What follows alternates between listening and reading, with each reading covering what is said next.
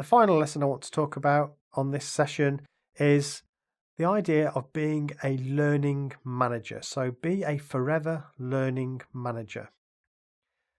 What does that mean? Well, it really means taking a learning attitude. Be your own learning and development manager. Now, if you work in a big corporate company, then you may well have professionals who are learning and development managers or advisors, and they may be able to support and help you as part of a team. But I would say to you, take ownership of your own learning and development and do continued personal development. This activity that you're doing right now in using this video to learn how to be a more effective manager, that's the sort of thing I'm talking about. I love this quote. The only true wisdom is in knowing you know nothing. And that was Socrates who said that. Now that might sound strange from a trainer to say that, I know nothing.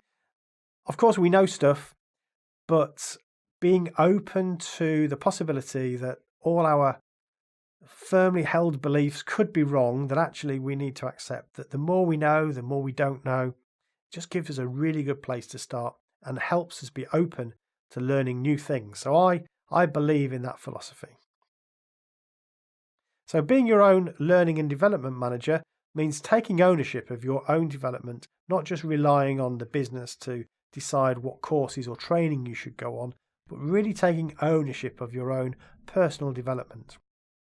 Also that you learn about learning, so you understand how you personally learn and how human beings learn. How does the brain do it? How do we find that we can now do something that we couldn't before? What's the process? To help you, I recommend you go to Module 6, which is about developing and training your team.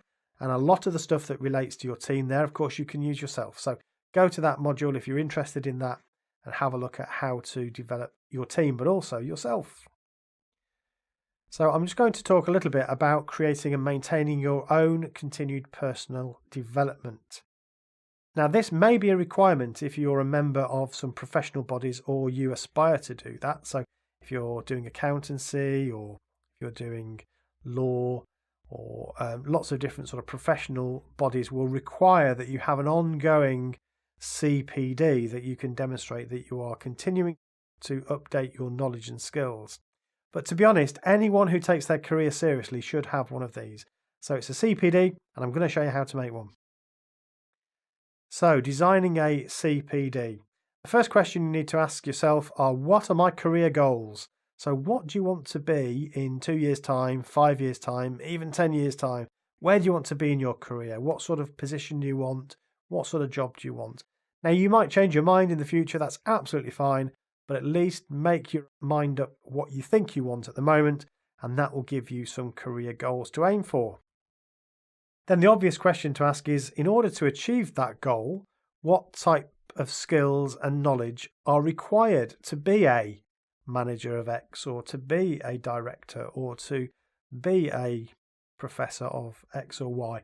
So what are the skills and knowledge that I will need? Some careers have a nice already laid out path for you, while others will need more thinking about. So what exposure to new skills and knowledge am I going to need in order to achieve my goals? And where are the gaps that I have in my knowledge and skills that I need to fill in order to achieve that thing that I want to get to? And then obviously we do some planning about how to close those gaps, and that will be where a training course or some experience that you might need might come in, or you might shadow somebody. You might even read a book, or you might watch another one of our videos to close the gaps that you need to close in order to achieve the goal that you want to achieve. And then you review that process and you repeat. So it might be that after a year, you look at what you've done and then you think, okay, well, I want to now close some more gaps, or I've changed my goal and I need to think again about what I'm going to do. So that's basically the principle. It's very simple. And you can put this into a little model. So what are my career goals? What knowledge and skills do I need? Where are my gaps? What's my plan? And review and repeat. It's a cycle. So here's a template that I've designed for you. You can download this from the resources section and use it. It's just a case of clicking into the area. If you download the Word version, you can just click into where it says click and insert name here, and it just allows you to overtype that little bit. It's just a little clever thing that we've done for you. But if you download the PDF, then just print it out and you can obviously write in your thoughts about what it is you want to do.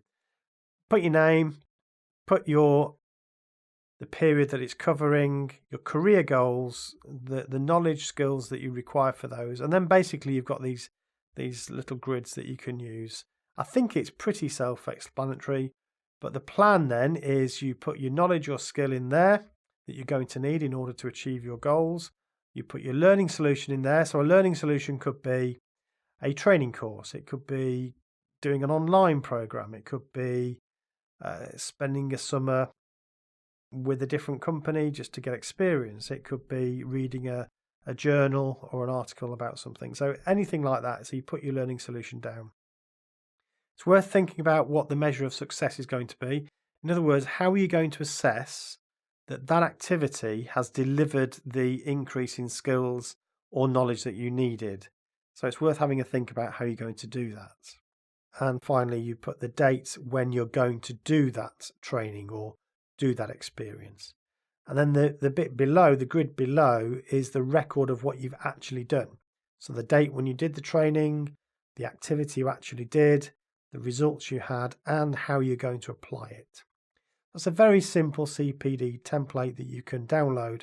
Of course, you can design your own if you want to, and there will be other bodies and other examples you can download from on the internet, I'm sure, but this one works, so feel free to use it.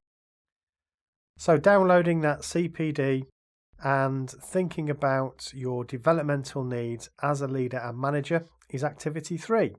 So I'll let you do that, and you can put me on pause whilst you have a think about your own personal development.